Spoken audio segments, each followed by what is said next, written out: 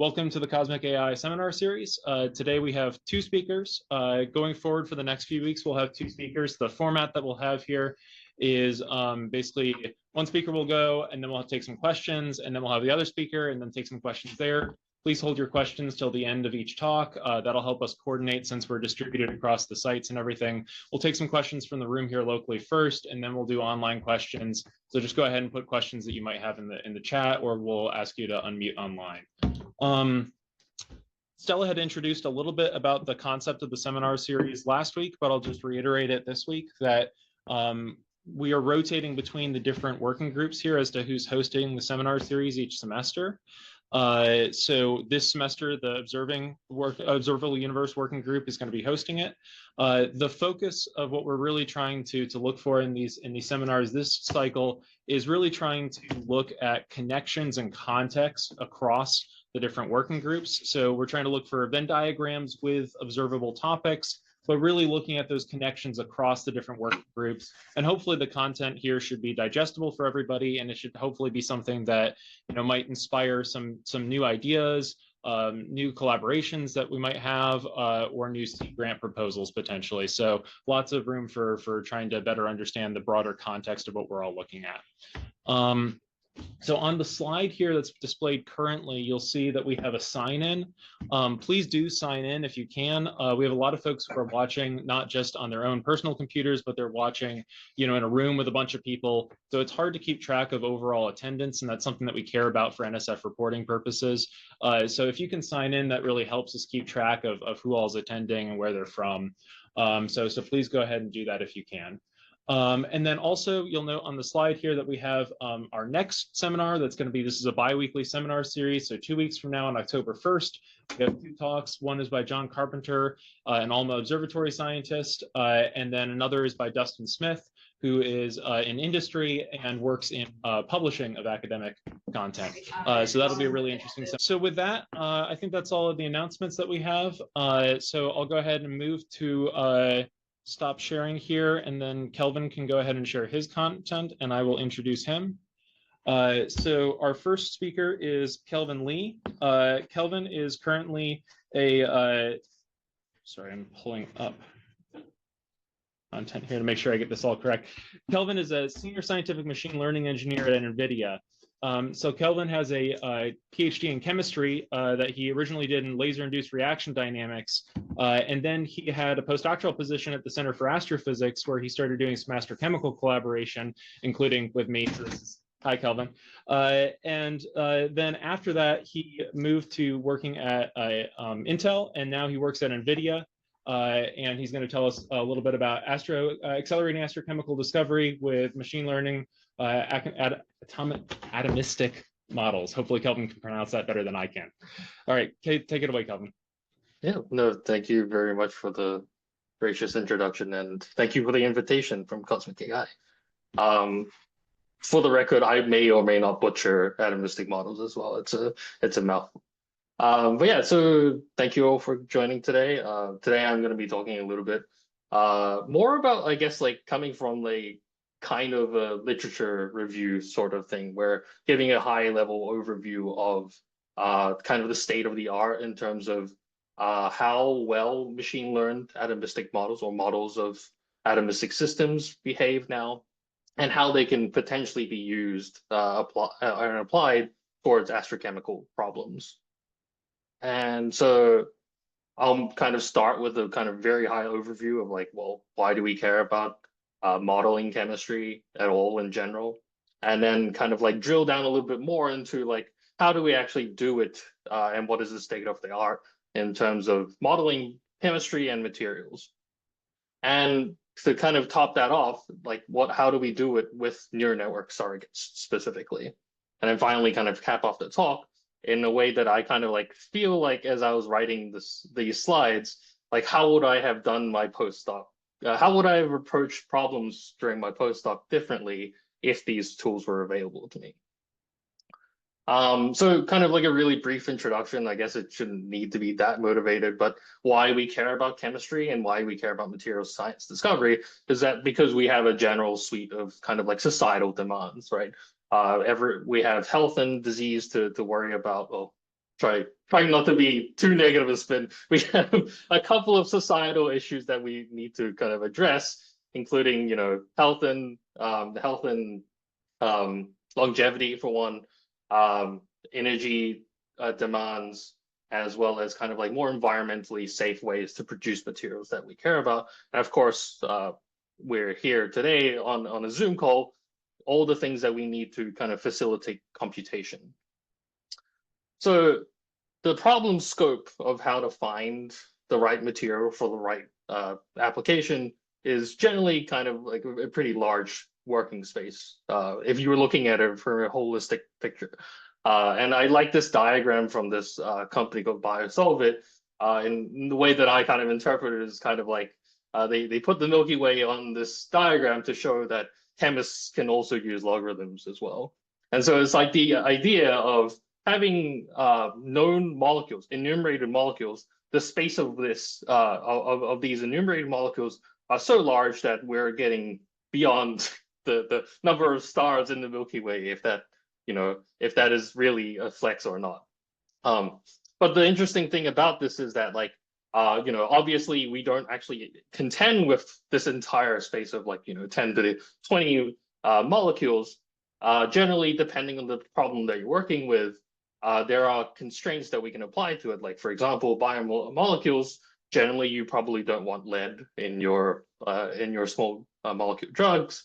Whereas kind of materials science, on the materials side, the kind of working palette of periodic table elements is a lot larger, but potentially the physical modeling that you need to do to get it right is a little bit easier than what you have to deal with in a cell, for example.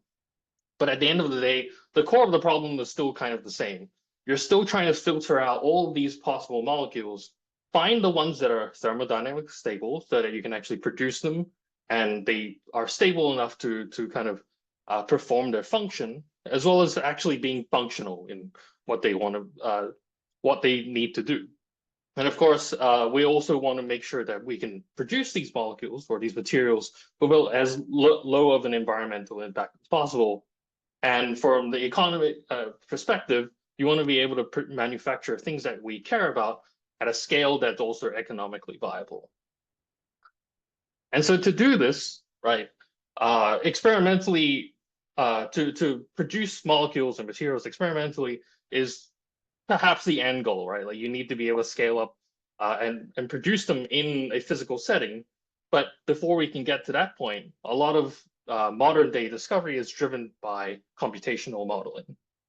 And so what computational chemists and material scientists kind of defer to are a hierarchy of approximations, or like simplified computational models, to describe the behavior of molecules and crystals, specifically electrons in nuclei. And the crux of this kind of approach is that because we have a hierarchy of approximations, we kind of have to pick and choose what we're willing to compromise on, right? So this is a very kind of like qualitative cartoon that I've drawn, but the idea is that there are multiple different methods that allow us to compute quantities of interest at a scale of accuracy and precision, but at the cost of like high computational complexity, right? So this is scaling in terms of the number of electrons in the system. And for kind of like what's considered as the gold standard couple cluster methods, you can scale. There are approximations to this, of course, but in general, they're going to scale on the order of n to the 7. So this is not exactly great computational, not exactly great time complexity. And this gets us into the range of like thermal effects, right? Like, we're getting calculations that are on the order of kBt. And depending on what you actually care about, for spectroscopy, for example, you might even care about going to the Hertz level. And so this is kind of like a scaling, a sliding scale of how tractable it is to apply the method that you want to solve the problem that you're interested in. And the tricky thing, of course, is that this scales with both the system size, so the how large your molecule is, as well as because it scales with the number of electrons, it also depends on the elements that you care about as well. So it becomes more and more difficult to simulate material, in particular with heavy elements. And so one way that we've been approaching this problem, of course, is with neural networks. That's why we're all here today, I guess, in this call. This idea of representing atomistic systems using data-driven surrogates or kind of learned representations. And perhaps one of the more well-known kind of applications of this, I'm sure many people have heard about AlphaFold and RoseTTAFold models, which won the Nobel Prize in Chemistry last year, are kind of like probably the most well-known of these models. And the idea of this is to actually produce surrogates for both the chemistry and the physics, right? The idea of being able to model your system of interest in a wide range of like combinations of interactions, different environments. And to put all this together, you need fairly complex architectures and the pre-training procedures to get to this point. And the thing that I really like about the Fold series is this kind of like evolutionary path, right? In terms of like kind of like science news, it was a huge deal when the first AlphaFold came out, where we're now able to predict the structures of proteins in isolation, and that was a game changer. But the kind of like more subtle nuance, of course, is what is currently available with RoseTTAFold or Atom, is that we've gone from predicting protein structures in isolation to being able to design proteins semantically. The idea that these models now are not only model interactions of pairwise interactions with multiple components, right? Not just a protein, but in isolation, but being able to model them with an enzyme with a substrate, protein and small residues. This kind of interaction coupling we can now use to ultimately design specific drugs that target specific problems. So this is the really kind of exciting thing for me in terms of these developments. But one thing kind of, you wouldn't really call it a shortcoming, of course, but it's the idea that this is a very targeted solution to a very specific niche within chemistry. And kind of what I want to touch on today is like, well, how do we go towards being able to model like any kind of chemistry, right? It shouldn't really matter apart from the data, of course, the domain. It shouldn't really matter if your model is suited for specific types of molecules for chemistry. Architectures should be kind of like data centric, right? So everything is made of atoms. We should be able to model any kind of chemistry with these kinds of architectures.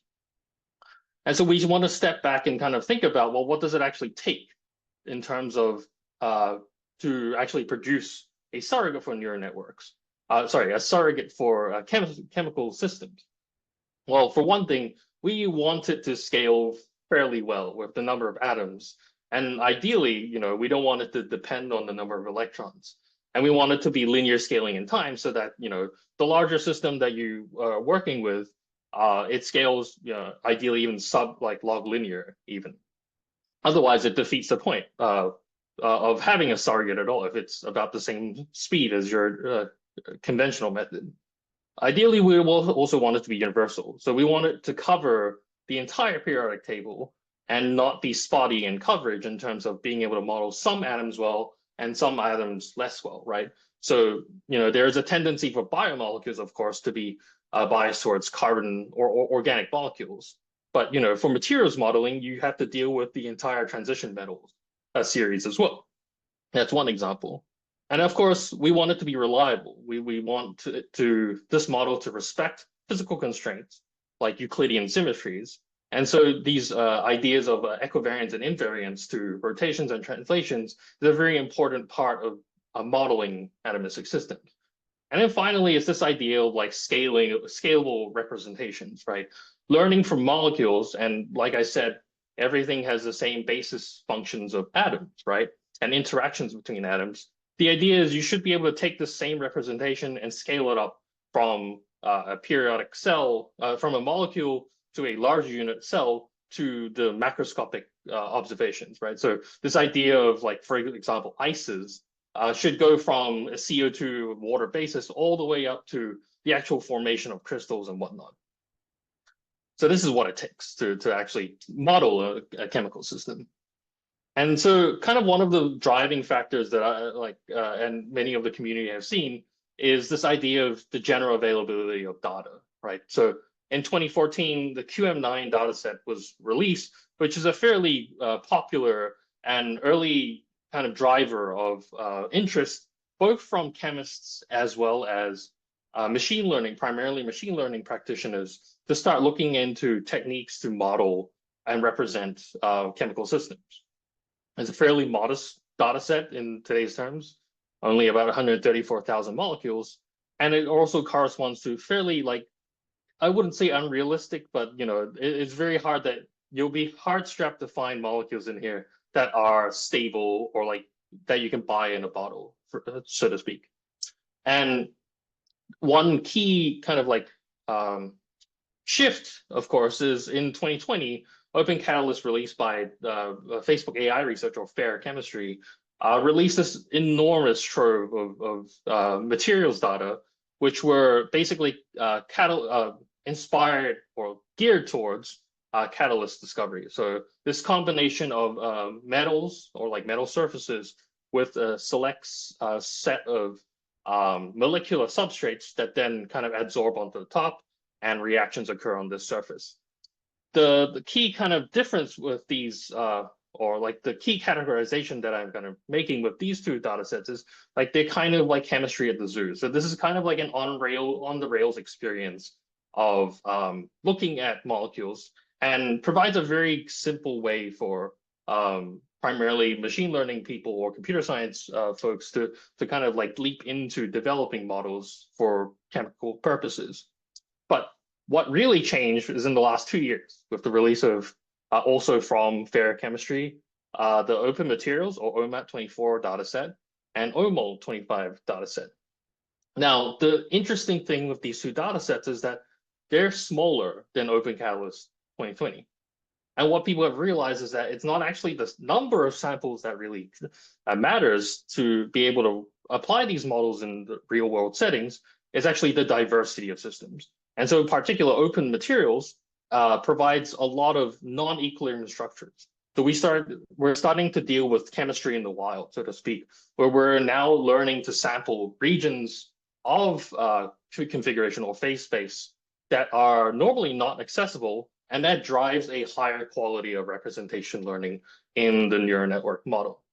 And the same thing for OMOL is not only going to non-equilibrium states, we're including things like radicals, ions, partial charges that are the primary drivers for chemical reactions. So not only dealing with static, like predicting a molecule in isolation anymore, we want to be able to predict how molecules interact and react. And so kind of the results of these kind of developments or availability of data sets is now a suite of publicly available foundation models for atomistic modeling from a number of academic as well as kind of industry researchers.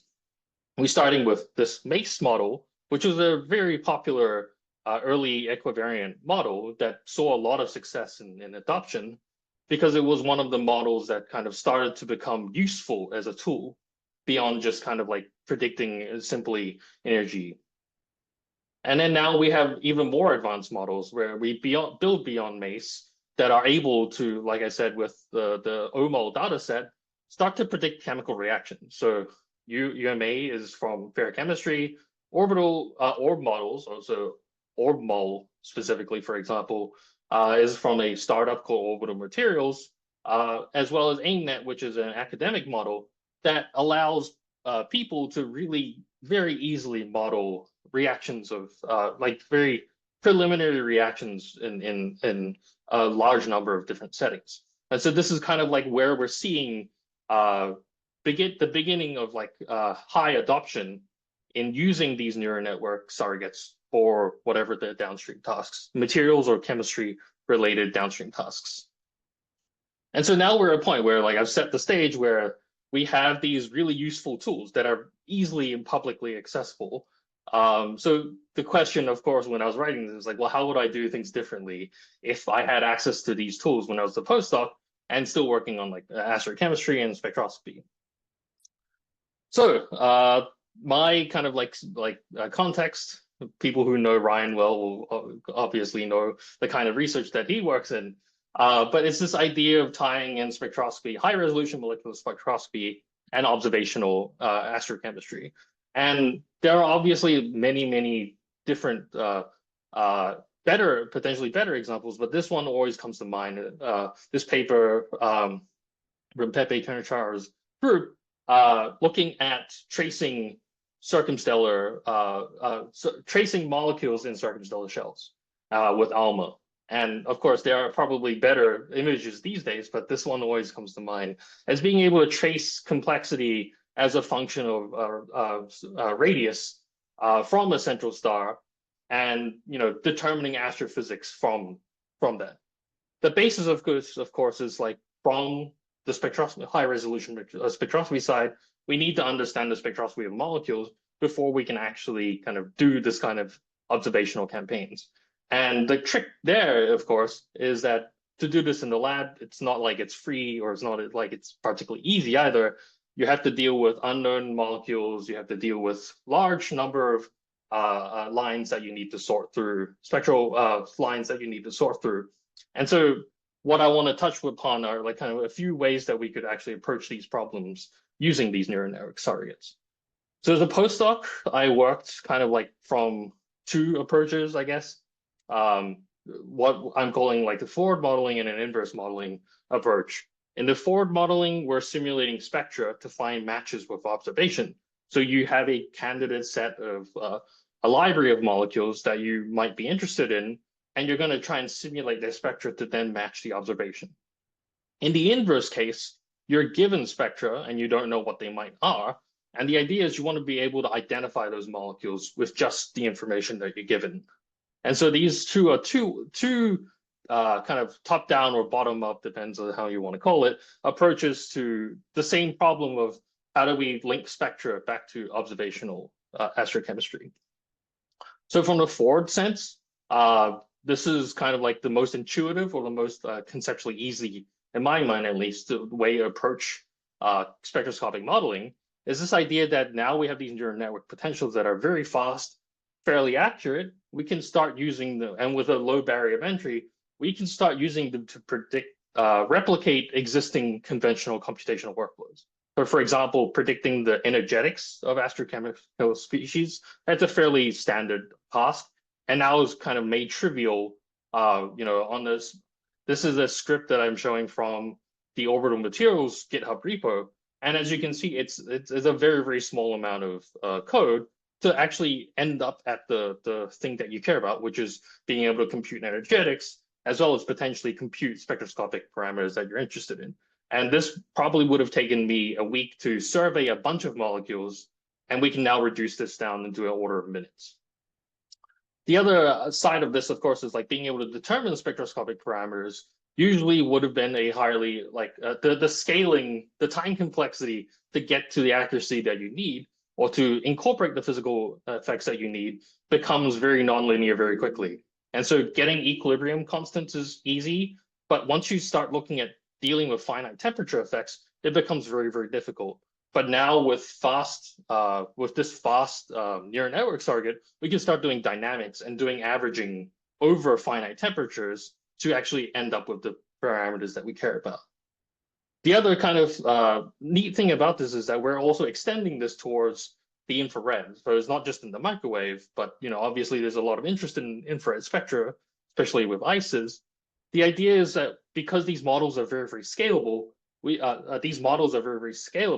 we can potentially model entire very arbitrary ice compositions in very large unit cell configurations and do a bunch of chemistry on the top of these ices as well. And so this is from the MACE OFF, or the organic force field model, coupled with a dipole variant of that model. And what you can see is that they're able to simulate infrared spectra on the order of 10 seconds for a 70 atom system. And the nice thing about this is, like, again, there's a very low barrier to entry. You can actually simulate these spectra very easily now with fairly modest compute. And the acceleration that we get from using GPUs, of course, is on the order of like 2 orders of magnitude. So the time that it takes to simulate spectra with one model on a GPU is on the order of 10 seconds. about 1,000 seconds on CPU, which is the really, really exciting thing. So you can very easily do high throughput screenings with this kind of approach. Now, on the inverse side, it's actually a lot more difficult a problem. And in some ways, I'm actually more excited about this because it's actually challenging from both a algorithm development perspective, as well as the problem setting itself. So the idea is you have, you're given a formula and you're given moments of inertia as guesses. And the tricky thing here is to figure out what molecular structures are actually, what's the word? That are consistent with what you have observed. And so one approach that we've taken with a collaborator, a PhD student from the University of Toronto, is using a Riemannian flow matching on a geometric constraints to arrive at molecules that are consistent with the data. So in this case, you can see how the flow matching trajectory goes.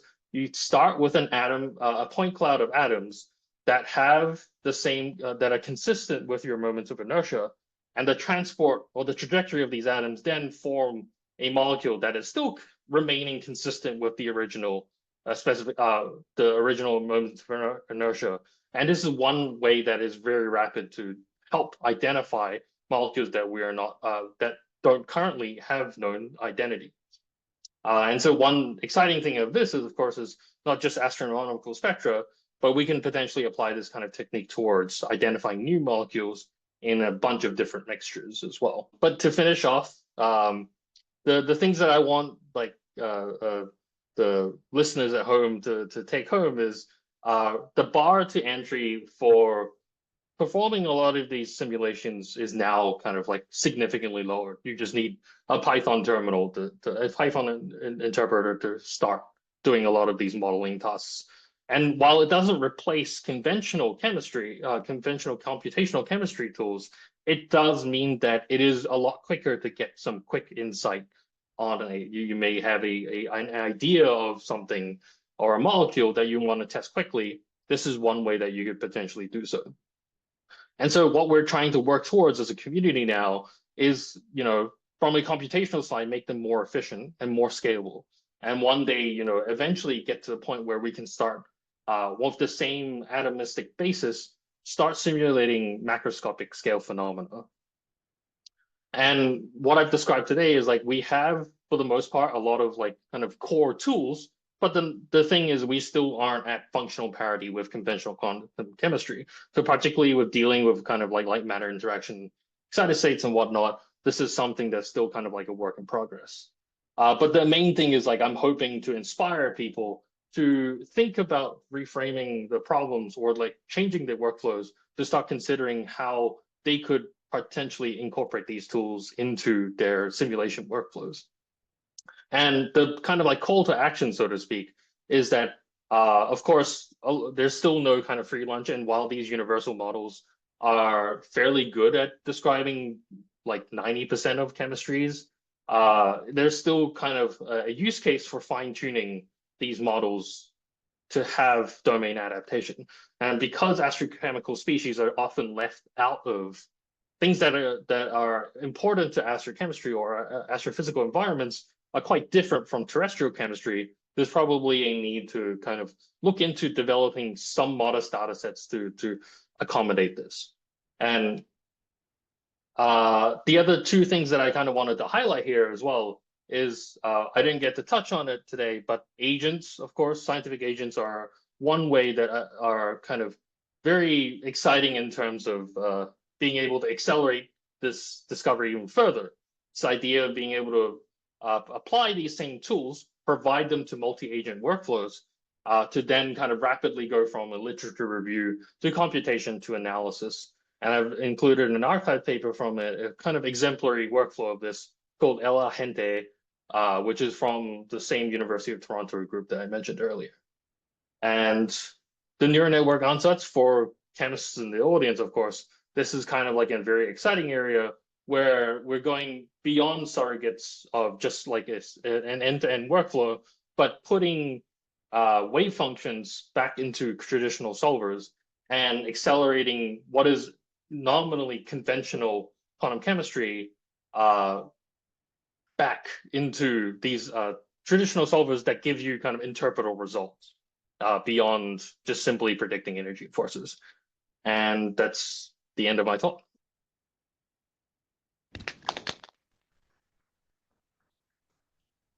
Great. Thank you so much, Kelvin. We'll take a couple questions in the room here real quick, and then we'll turn to any online questions. Anybody in the room have questions? We have one. Yes, thank you for the great talk. You mentioned you can use AI for forward modeling and backward modeling to get molecules from spectrum. So in the field of exoplanets, there is something called retrievals, which use Bayesian inference. How is this method different from the classical ones? Yeah, so I guess like one way that I would think about it is that you can still potentially use these models in a Bayesian inference loop, right? Like you're simply modifying the way that you're computing the spectra. So you're still sharing the same original basis of how you're arriving at your evidence or whatever, or like how you're computing your likelihood function. But the difference is instead of using more costly objective functions, you can potentially use a neural network surrogate to predict the same quantity instead. Does that answer your question? Yeah, thank you. Any other questions in the room? Okay. Do we have any questions online?